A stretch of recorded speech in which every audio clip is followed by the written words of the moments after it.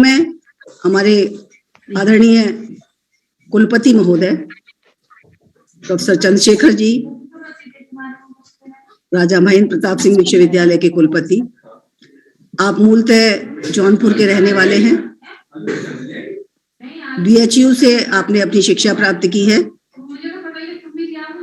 आपने assistant professor के रूप में गोरखपुर विश्वविद्यालय को ज्वाइन किया और वर्तमान में वहाँ जो उनका पद था वो हेड और डीन का था लॉ फैकल्टी में, और यहाँ आज आपने एक हमारे राजा महेंद्र प्रताप सिंह विश्वविद्यालय के फाउंडर वाइस चांसलर के रूप में कार्यभार ग्रहण किया है। अलीगढ़ में आपका बहुत बहुत स्वागत है और इसके अलावा आज की इस वेबिनार में आपका बहुत बहुत स्वागत है सर। सभी का स्वागत करके हम सभी गौरवान्वित हैं। हमारे दो मुख्य वक्ता हैं, प्रोफेसर श्री प्रकाश जी एक नोन इकोनॉमिस्ट हैं। आपके विचारों से हम समय समय पर लाभान्वित होते रहे हैं। आपने विभिन्न नेशनल और इंटरनेशनल कमिटीज में पार्टिसिपेट किया है। सरकार की बहुत सारी जो पॉलिसीज और प्रोग्राम्स बनाने वाली समितियों में भी आप सदस्य रहे हैं। आपका जो परिचय है बहुत गहन है। अभी अभी इंडियन इकोनॉमिक एसोसिएशन ने आपको अटल बिहारी वाजपेयी अवार्ड से सम्मानित किया है। आपका बहुत बहुत स्वागत और अभिनंदन है सर। अगली कड़ी में प्रोफेसर AP पांडे जी, आप इससे पहले मणिपुर सेंट्रल यूनिवर्सिटी के वाइस चांसलर रहे हैं। आप BHU में हेड इकोनॉमिक्स डिपार्टमेंट रहे हैं। आप national small scale industries ministry of MSME में इंडिपेंडेंट डायरेक्टर के रूप में आपने अपना कार्यभार किया है। बहुत सारी एग्जीक्यूटिव कमिटीज BHU की जो member executive committee, governing body, इन सब में आपने अपना अपना योगदान दिया है। वर्तमान में आप इंडियन इकोनॉमिक एसोसिएशन के कॉन्फ्रेंस प्रेसिडेंट 2022 के लिए हैं। आपका बहुत बहुत स्वागत है सर और अभिनंदन है। Doctor Yogendra Narayan ji central university Hemvati Nandan Bahuguna central university के चांसलर हैं और इससे पहले राज्यसभा के मुख्य सचिव रहे हैं, उत्तर प्रदेश के मुख्य सचिव रहे हैं। 1965 बैच के आप IAS हैं। आपका कार्यक्षेत्र बहुत विस्तृत रहा है और हम सभी आपको सुनकर सदैव लाभान्वित हुए हैं, गौरवान्वित हुए हैं आपको अपने साथ पाकर। आपका बहुत बहुत स्वागत है सर। डॉक्टर RK भटनागर जी, आप भी IAS हैं, कमिश्नर मेरठ से रिटायर हुए हैं और इस समय जनरल सेक्रेटरी हैं IGSI के। आपकी प्रेरणा से हम लोग निरंतर कार्य करते रहते हैं। International goodwill society of India के मेंबर के रूप में मैं कहूंगी कि आप हमें संस्था से जोड़ने का आपने एक बहुत गहन कार्य किया। आपने हमें जोड़ा और प्रेरित किया लगातार निरंतर कार्यों के लिए। तो मैं अपने सभी सम्मानित अतिथियों का आज की इस वेबिनार में हार्दिक स्वागत, वंदन और अभिनंदन करती हूँ। कार्यक्रम की अगली कड़ी की सभी का हार्दिक स्वागत, वंदन और अभिनंदन करती हूँ। Recording in progress. Hello sir, जुड़ लीजिए sir.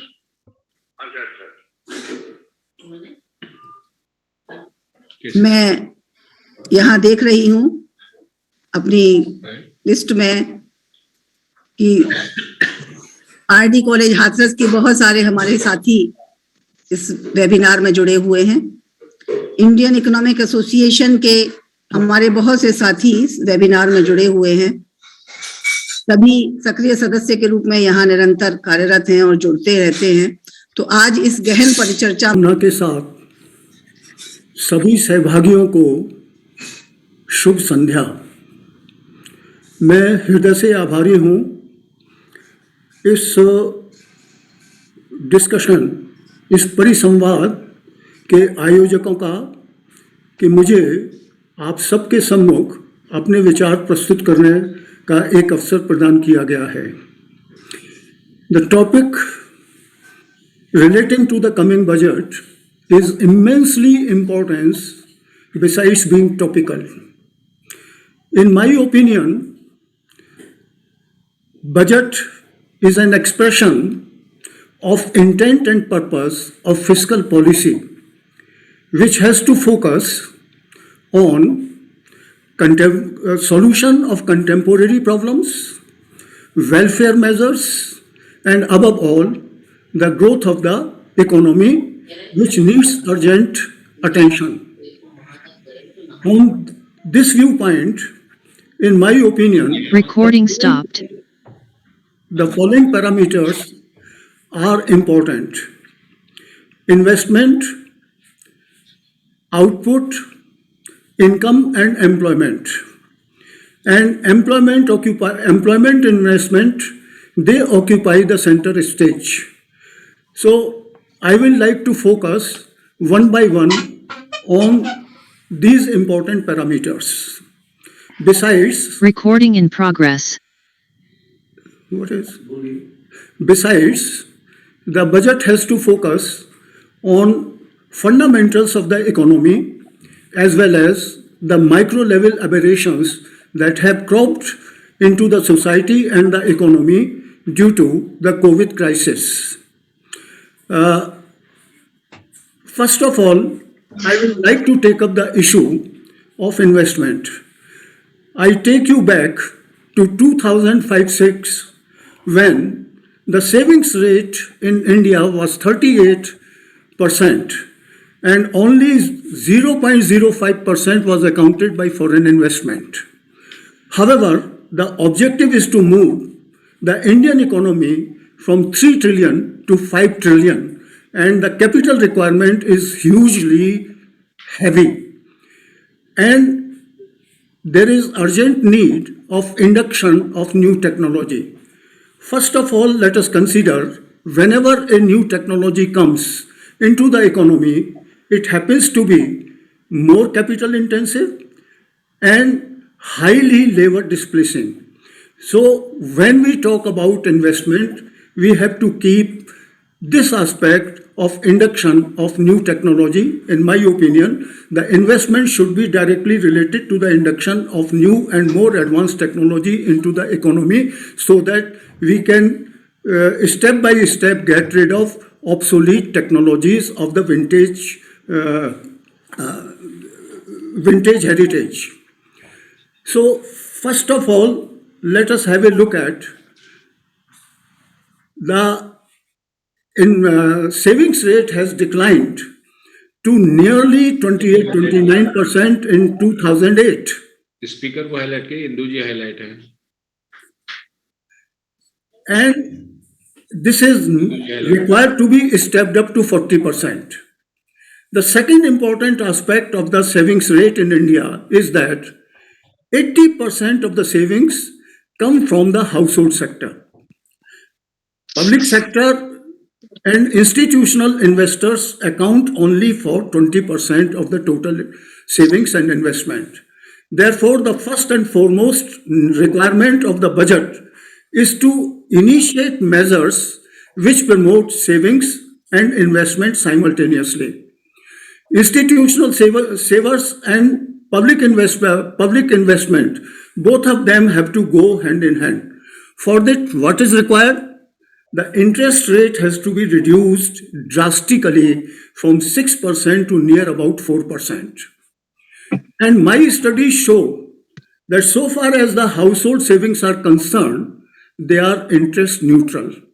However, the households will also require doses of incentives for stepping up the savings rate at the household level so that their contribution of 80% is not reduced when the savings rate touches 40%. What is needed is that various instruments of savings which are favored by the household should be provided tax incentives, that is tax exemption. Whatever exemptions are available today, their spectrum has to be widened a great deal so that side by side, what is required is stepping up the income generation activities both at the household and corporate levels.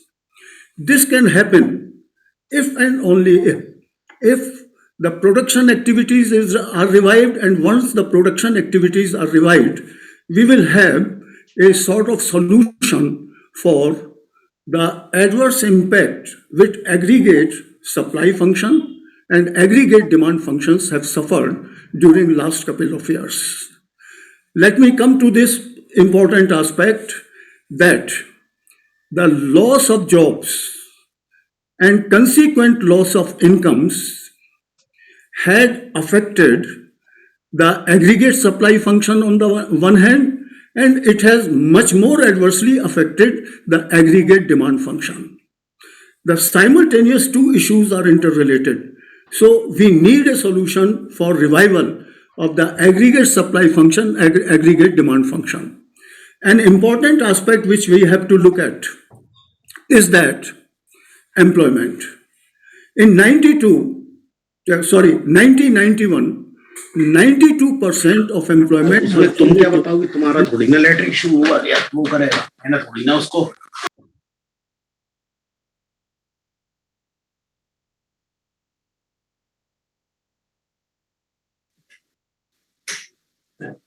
Hello, आवाज नहीं आ रहा है.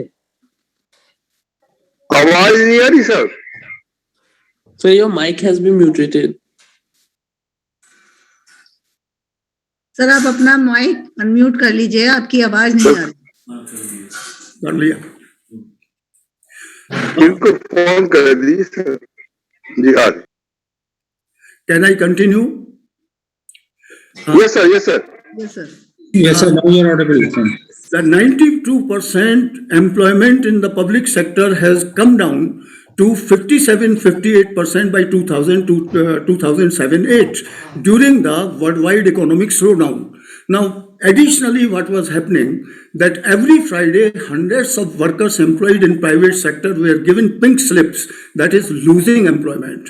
And the economy has not been successful to totally recover this setback on the employment front. Currently, unemployment is not only in total terms, but it has got an important structural feature also. Let me emphasize that when the ratio of private sector employment was increasing, who were the people getting these jobs? The better and highly educated professionals. The illiterate, uneducated, semi-literate, semi-skilled workers, they were not getting these jobs in the private sector. Then we have to look at another aspect that during 2007-8, the local and regional branches of the goods came to be substituted for the international and national brands because of the cheapness of the local brands. However, the opposite of this has happened during the COVID crisis. The self-employed producers at micro level, the SMEs have their productive activities had greatly been affected adversely by COVID crisis. Lot of lockdowns, restrictions on production activities, etc., etc. The most sufferers were the small enterprises and self-employed producers. This disruption is not. Please सभी को mute कर दीजिए. मोनिका जी सभी को mute कर दीजिए. Ma'am सभी mute हैं. एक्चुअली कुछ लोग इन होते हैं ना तो वो अनम्यूट होके इन हो जाते हैं. तो वो इस वजह से. Okay. So let me give what is happening. The middle income groups have suffered most in three directions. Number one, many persons lost their jobs in private sector government sector provides the job security. There is no problem of insecurity in that sector. Quite a few earning members have lost lives, and heavy expenditure has to be incurred on medical aid. As opposite to it, the low income groups have lost their jobs, lost their income, and they are in doldrums. So we have to initiate measures in this budget so that all this complex web can be broken down. I will come out with suggestions one by one, but most important problem that has been accentuated is the existence of recession in the presence of inflation in particular sectors of the economy. The most affected sectors happen to be textiles and transport vehicles. I will cite an example.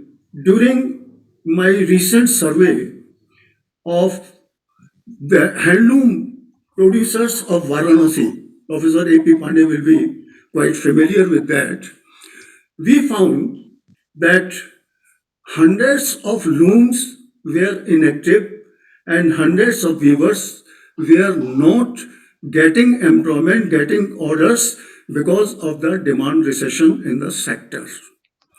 Similarly, the sales of cars and other motor vehicles have declined sharply.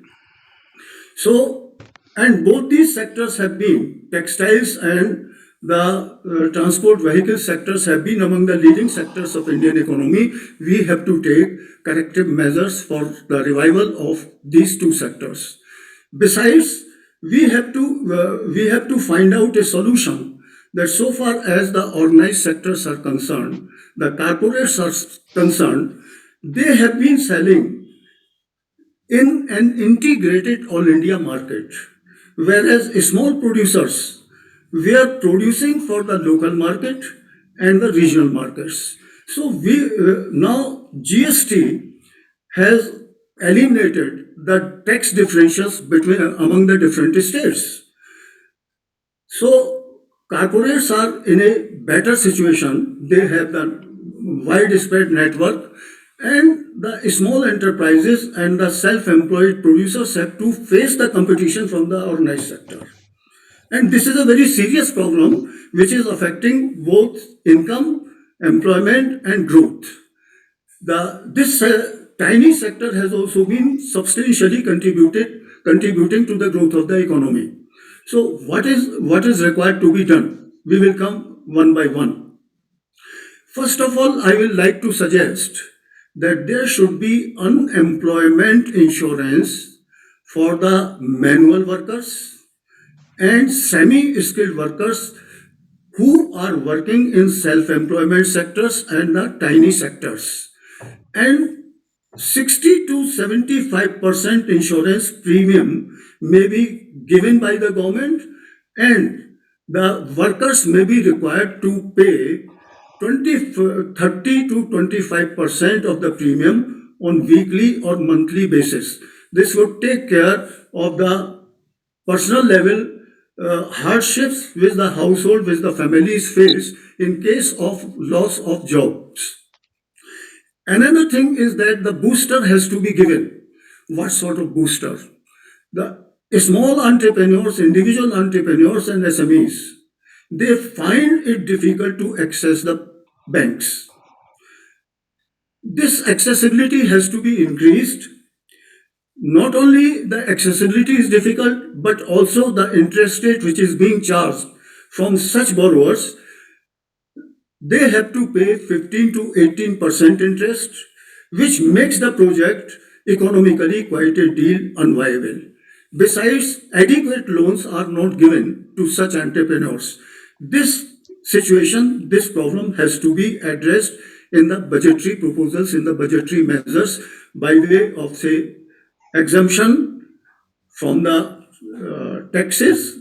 GST should range only from 5 to 15%.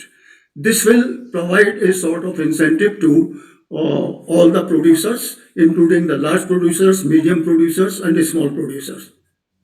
Besides, We should also go for capital account convertibility. Why? Because we need huge amount of investment, and for listing of the bonds in the bond market globally, it is an essential requirement. Besides, I will like to suggest that the new investors, whether foreign or Indian, they should be provided holiday from the capital gains tax and corporate tax for a period ranging from 1 to 2 years. This will provide, rather than giving monetary terms, we could provide this type of incentive and this type of inducement to the producers. But in my opinion, because of the induction of new technology, the job creation is on the lower side. Currently, the capital output ratio is 5 to 1. That is, if you have to increase 20% output, you have to increase the investment by 100%. So, in order to take care of that, I would suggest if somebody is increasing output by 20% and employment by 5%, say for example, the tax exemption and other incentives should be in proportion to that, so that the new investors, new producers, or additional producers and investors, they are under obligation to create more jobs, so that the problem of unemployment, job creation, and income creation can be taken care of. Another, now I will like to round up the consumer durables. Consumer durable industries have also to be revived. Education and health sectors have to be provided adequate support. Besides, there should be subsidiarization done by the large corporate houses, and that should be outsourced. The production should be outsourced to the SMEs and self-employed workers. I will give just an example. Say, for example, rifle production AK-47, 56 factory has been established in Amethi. Now the component, for the production of component, the other producers could be involved. The production of certain components which are technically viable, technologically in compliance with the requirement of the gun, should be involved in the production processes. I think some of these measures should be taken care of in the coming budget. And all said and done, the taxation rates have to be reduced so that people have got an incentive to produce, work, and be happy. Thank you very much.